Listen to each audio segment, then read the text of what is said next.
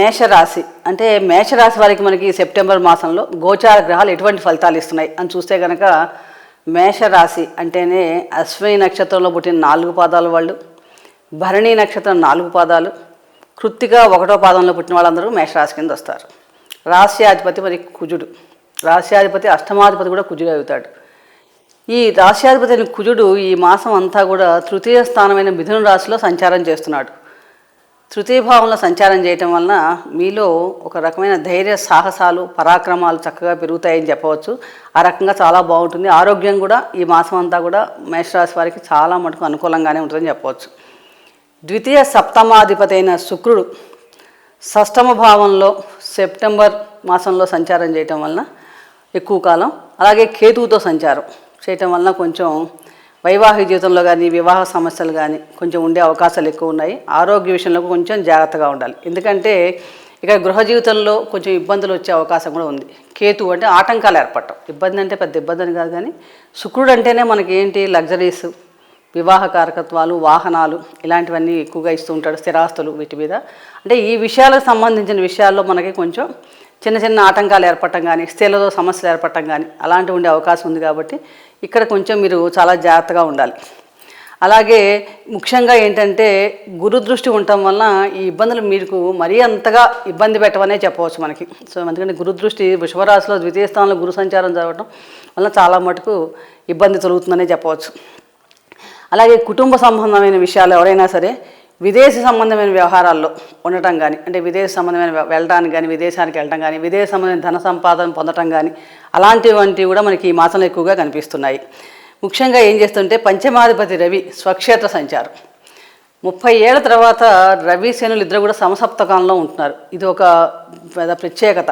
ఎందుకంటే ఎవరు స్వస్థానంలో వాళ్ళు మనకి ఈ మాసంలో కనిపిస్తున్నారు. ఇక్కడ ప్రత్యేకంగా ఈసారి 2024 సంవత్సరంలో రవి సింహరాశిలో తన స్వక్షేత్రంలో సంచారం చేస్తున్నాడు పంచమాధిపతిగా.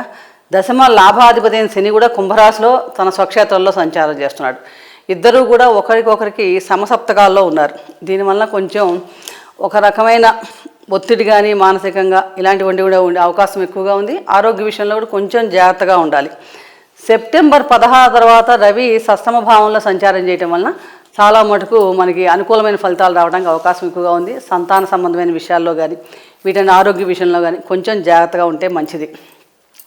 అలాగే మనకి ముఖ్యంగా ఈ మాసంలో ఏంటంటే బుధాదిత్య యోగం ఏర్పడుతుంది. సెప్టెంబర్ 16వ తారీఖు దాకా బుధుడు కూడా సింహరాశిలో ప్రవేశిస్తున్నాడు. ఈ బుధాదిత్య యోగం వలన చాలా మటుకు విద్యార్థులకు కానీ మనుషులకు కానీ తెలివితేటలు ఎక్కువగా పెరుగుతాయి. వాళ్ళ ఇంటెలిజెన్స్ సరిగ్గా సక్రమ మార్గంలో ఉపయోగపడుతుంది. ఎందుకంటే రవి బుధులు ఇద్దరు కూడా మిత్రులే.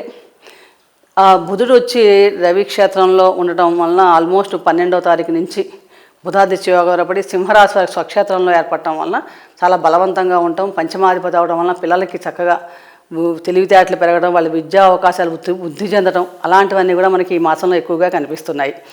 ముఖ్యంగా ఏంటంటే శని వక్రించి దశమ లాభాధిపతి శని వక్రించి లాభస్థానంలో సంచారం చేస్తున్నాడు.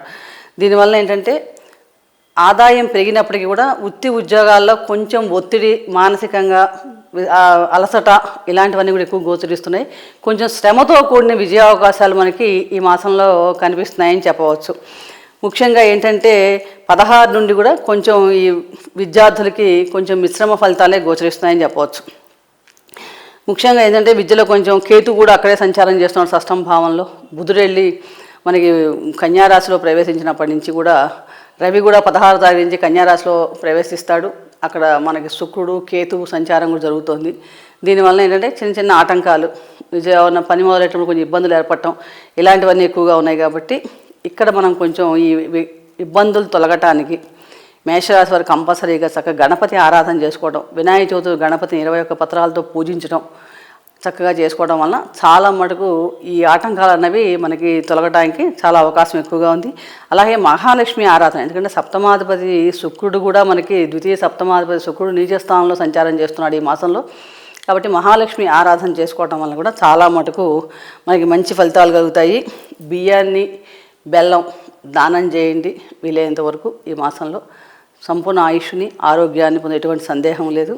ఈ ముందు చెప్పిన పర్వదినాల్లో ప్రతిరోజు కూడా మనకున్న సమస్యను బట్టి అన్ని దేవతలను ఆరాధన చేసుకోవటం, ప్రత్యేకంగా మేషరాశి వారు ఇప్పుడు నేను చెప్పిన పరిహారాలు చేసుకోవటం వల్ల ఈ మాసం అంతా కూడా మీకు చక్కగా తట్టుకొని ఎటువంటి సమస్యలు వచ్చినా కూడా సంపూర్ణ ఆయుష్ ఆరోగ్యంతో ఉంటారని ఆశిస్తూ సర్వే జనా సుఖినో భవంతు. శుభం భూయాత్. Hi, this is Shiva Reddy, Tollywood movie and mimicry artist.